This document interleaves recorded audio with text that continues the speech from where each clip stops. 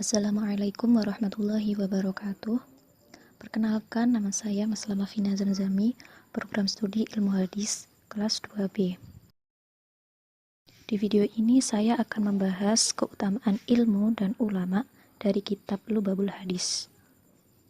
Kitab ini berisi 40 bab dan di setiap babnya memuat 10 hadis. Jadi keseluruhan hadis di dalam kitab ini sebanyak 400 hadis. Kitab ini merupakan karangan dari Syekh Imam Jalaluddin bin Kamaluddin As-Suyuti. Beliau merupakan salah satu penyusun dari kitab Tafsir Jalalain, yaitu merupakan salah satu kitab yang sering dikaji di kalangan pondok pesantren di Indonesia. Beliau merupakan seorang ulama, cendekiawan dan juga seorang sastrawan yang paling terkenal di abad ke-15 Masehi di Kairo, Mesir. Baik, saya akan membacakan hadis bab keutamaan ilmu dan ulama dari kitab Lubabul Hadis. Bismillahirrahmanirrahim. Qala an-nabiyyu sallallahu alaihi wasallam li ibni Mas'ud radhiyallahu anhu. Ya ibna Mas'ud, julusuka sa'atan fi majlisil ilmi la tamassu qalaman wa la taktubu harfan khairul laka min idqi alfi raqabah wa nadharuka ila wajhil alimi khairul laka min alfi farusin tasaddaqta biha fi sabilillah wa salamuka ala alimin khairul laka min ibadati alfi sanah.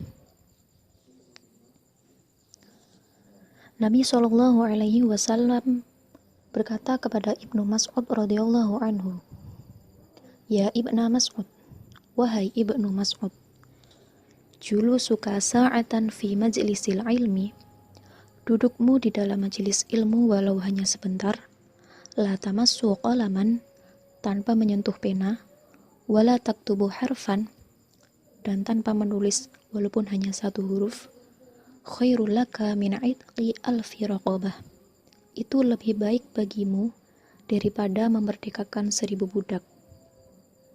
Wa nadharuka ila wajhil alimi, dan pandanganmu terhadap wajah orang alim, khairul laka min alfi farosin, itu lebih baik bagimu daripada 1000 kuda, tasaddaqta biha fi sabilillah, yang engkau sedekahkan di jalan Allah. Wassalamuka ala alimin, dan ucapan salammu terhadap orang alim, khairul laka min ibadati alfi sanah, itu lebih baik bagimu daripada beribadah selama 1000 tahun lamanya. Hadis ini menggambarkan dan juga menjelaskan keistimewaan majelis ilmu yang sangat luar biasa. Bahkan ketika kita menghadirinya walau hanya sebentar, tanpa membawa buku dan juga alat tulis, tanpa menulisnya walau hanya satu huruf, itu memiliki keutamaannya sendiri.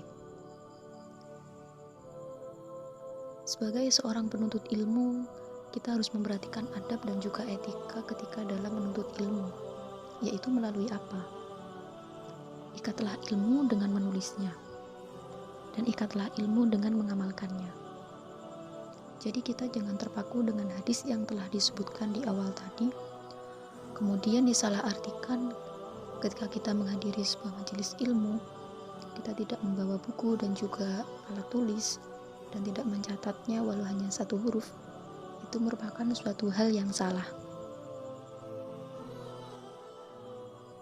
Imam Syafi'i pernah mengatakan ilmu itu bagaikan hewan buruan, sedangkan pulpen, alat tulis adalah alat pengikatnya. Maka ikatlah buruanmu dengan tali yang kuat.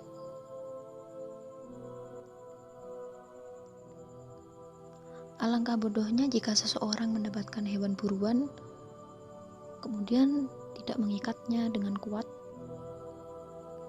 sehingga ia akan lepas di tengah-tengah manusia. Jadi, sungguh bodoh seseorang apabila menghadiri sebuah majelis ilmu, kemudian ia mendapatkan ilmu, tetapi tidak mencatatnya sama sekali. Itu merupakan suatu hal yang sia-sia. Padahal dengan menulis akan banyak sekali manfaatnya. bahwa dengan menulis akan memudahkan kita dalam mempelajari dan juga memahami ilmu yang telah kita dapatkan, dan juga akan membantu kita dalam mengingat dan juga menghafalnya. Dan dengan menulis, ilmu pengetahuan akan lestari dan berkembang dari zaman ke zaman.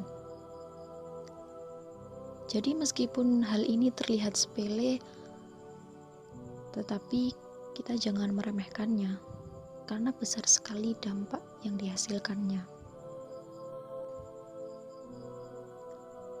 Maka disebutkan oleh Habib Hasan bin Ja'far As-Segaf, tidak akan pernah rugi orang yang datang menghadiri majelis ilmu, karena majelis ilmu itu bagaikan taman surga yang di dalamnya dipenuhi ketenangan hati. Begitu luar biasanya majelis ilmu sehingga digambarkan oleh Rasulullah seperti taman surga yang di dalamnya dipenuhi dengan ketenangan. Para ulama salaf pada zaman dulu adalah seseorang yang gigih dan juga bersemangat ketika menghadiri sebuah pengajian dan juga majelis ilmu. Bahkan mereka berlomba-lomba untuk datang pertama kali di majelis ilmu. Jadi kita jangan pernah ragu untuk menghadiri sebuah majelis ilmu,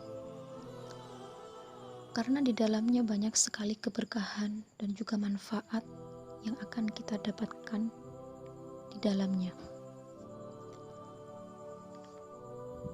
Dengan kita menghadiri majelis ilmu akan menimbulkan ketenangan dan juga kebahagiaan. Apabila niat kita dalam menghadirinya itu dengan ikhlas, maka kita akan mendapatkan ketenangan di majelis ilmu.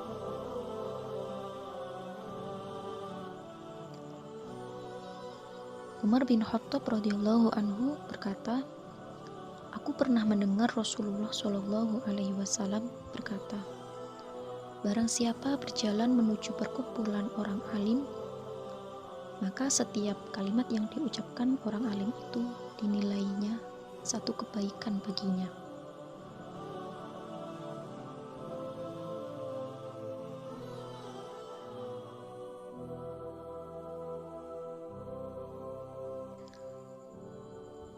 Betapa mulianya sebuah ilmu, sehingga Allah Subhanahu wa Ta'ala mengunggulkan Nabi Adam alaihissalam di hadapan para malaikatnya dengan ilmu, dan menyuruh mereka untuk bersujud kepadanya. Suatu ilmu menjadi mulia karena ia adalah perantara menuju ketakwaan, yang mana karenanya seseorang berhak mendapatkan kemuliaan di sisi Allah dan kebahagiaan yang abadi.